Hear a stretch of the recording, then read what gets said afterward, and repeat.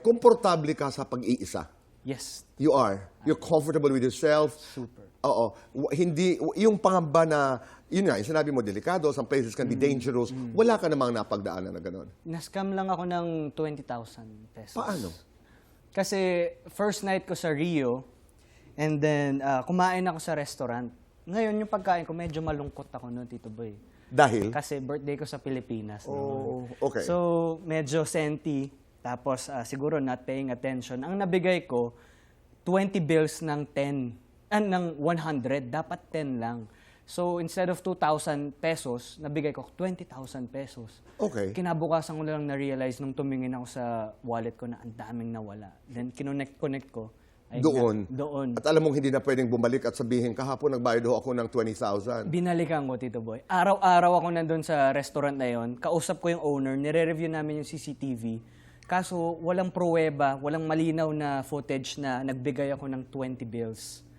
So, sabi ko, birthday ko naman, regalo ko na lang sa kanya. Mahal, no? Mahal na regalo. Ikaw pang nagregalo imbis na sa waiter. libre ka na doon sa restaurant. Ano yung sa lahat ng lugar na nadalaw mo, ano yung pinaka-paborito? Machu Picchu. Talaga? Machu Picchu. Oo. Because again of...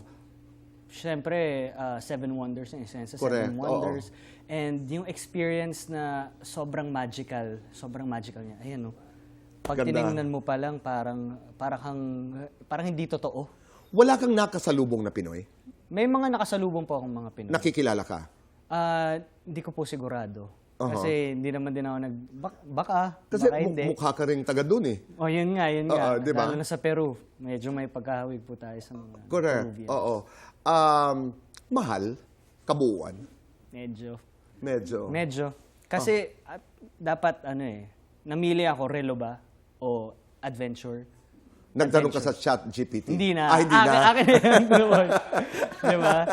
Ito yung something na may tatabi ko panghabang buhay. Yung relo, baka mawala, masira.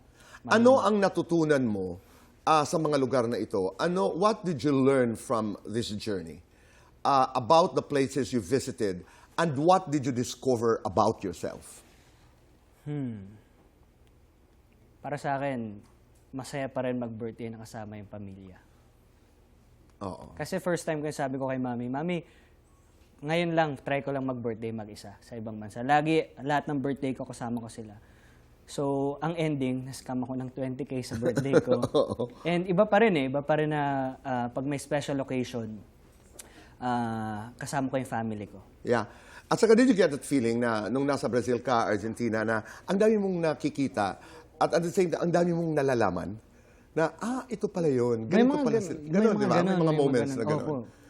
Nung namimili ka, nakikipagtawaran ka rin. Napanood ko yan eh.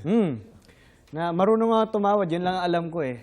Diskwento por favor. Diskwento por favor. Discount please. Ganyan.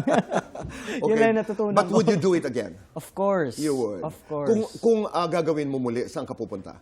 Siguro try ko naman mag-Colombia. Or baka Spain. Yan talaga pangarap ko, Spain. Okay. At matutuloy yan because you said it, di ba? Sana.